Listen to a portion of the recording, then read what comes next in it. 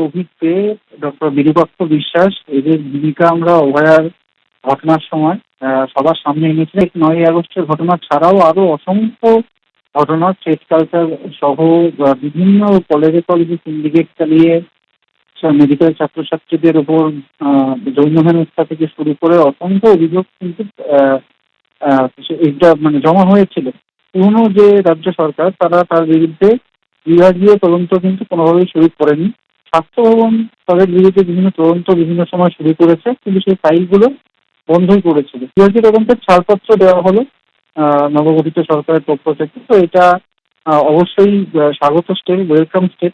অভিজ্ঞে আরজি করের প্রাক্তন ছাত্র, ওরও এই পিজিতে উনি এসএসকেএমে স্নাতকোত্তর পড়ার সুযোগ পেয়েছিল সার্ভিস কোটায়। দেখুন, চিন্তা করুন, তদন্ত করুন। আর এই জায়গাতে শুধু অভিজ্ঞে না, প্রত্যেকটা জায়গায় এরকম করেছেন।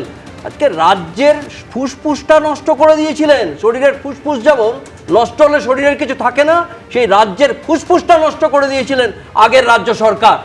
সেখানে শুধু আরজি করের এই তদন্ত না, আজকে তরুণী যে মারা গেছেন সেটা তো অনেক আন্দোলনের পরিপন্থী। যে জায়গাতে ডক্টর সুদীপ্ত রায়, আজকে সন্দীপ ঘোষ, প্রত্যেকের তদন্ত করা দরকার আছে। শুধু ওই অভিজ্ঞে আজকে এই জায়গায় এসছেন তা নয়। আজকে অভিজ্ঞদের মধ্যে একটা টিম ছিল, প্রত্যেকটা টিম 32টা করে 42টা অভিযোগ আছে ওনার বিরুদ্ধে।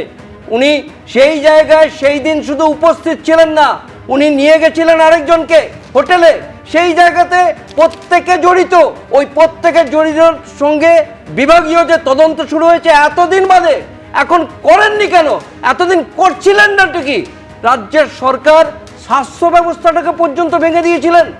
আজকে স্বাস্থ্যের যে অবস্থা ভেঙে দিলে যে কি হয়, রাজ্যের কোন জায়গায় যায় আপনারা চিন্তা করতে পারবেন না।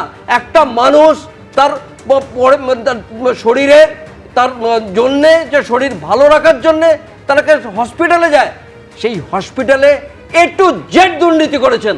তার গ্লাভস, তার কাঁচি, তার অপারেশন, তার ভর্তি, তার রেজাল্ট, প্রত্যেকটা জায়গায় দুর্নীতি করেছেন। আর কোন জায়গাটা বাকি ছিল বলুন তো? শিক্ষা, স্বাস্থ্য, কর্মসংস্থান, প্রত্যেকটা জায়গায় দুর্নীতি। রাজ্যের কল্যাণটা কি? এতদিন যে 15 বছর যে রাজ্যটাকে চালালেন, রাজ্যটাকে এগিয়ে না নিয়ে গিয়ে অন্ধকারের পথে এগিয়ে গেলেন। আলোর পথে এগিয়ে নিয়ে যেতে হবে।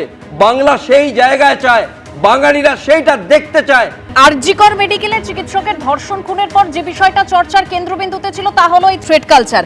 সলিলদা, সেই সময় আরজি কর আন্দোলনের সময় প্রতিটা মানুষ রাস্তায় নেমেছিল শুধু যে সেই ঘটনার প্রতিবাদ করতে, এমনটা নয়। সেই তৃণমূলের জামানায় স্বাস্থ্যে যে ঘুণ পোকা ধরে গেছিল, কি পরিস্থিতি তৈরি হয়েছিল তারও প্রতিবাদ জানিয়েছিলেন সাধারণ মানুষ। সেখানেই নতুন শব্দবন্ধ থ্রেড কালচার। এবং আরজি করের ঘটনাটা ঘটেছিল, তারপরেই থ্রেড কালচারের বিষয় সামনে এসেছিল, এবং তার মধ্যে অবশ্যই অভিজ্ঞদের নাম। দেখো, অভিজ্ঞে কিন্তু one of the perpetrators of committing rape and murder of Abhaya. দেখো, অনেক কিছু আছে। দেখো, প্রথম কথা, দেখো ও তখন বোধহয় খুব সম্ভবত বর্ধমানে ছিল বা এসএসকেএমে ছিল, কিন্তু ভোরবেলায় কিন্তু সে চলে আসে, সে আরজি করে চলে আসে। এবং ক্রাইম সিনে আমরা বারবার দেখেছি তাকে। এবং ও ছিল mastermind and right hand of Sandip Ghosh, principal, যাকে ওখান থেকে পরে প্রমোশন দিয়ে সরিয়ে দেওয়ার নাম করে আগের রাজ্য সরকার তাকে ন্যাশনাল মেডিকেল কলেজে সুপার পদে বদলি করেছিল। পরে আর পায়নি, তারপর সিবিআই ওকে অ্যারেস্ট করে দিল ডাইরেক্টলি। এবং এখনও সে বোধহয় খুব সম্মত আন্ডারগোয়িং ইমপ্রিজনমেন্ট। এ ছিল অভিজ্ঞ, ছিল বিরূপাক্ষ বিশ্বাসের, এদের একটা ককাস ছিল। বায়োওয়েস্ট মেটেরিয়ালটাকে এরা বেচে দিত, বাইরে বেচে দিত, ওটা এক্সপোর্ট করে দিত। পোস্টমর্টেম মর্গটা, সরকারি মর্গটাকে ভাড়া দিয়ে পয়সা নিত। বায়োওয়েস্ট মেটেরিয়াল যেগুলো আছে সেগুলো লোক দিয়ে বিক্রি করত।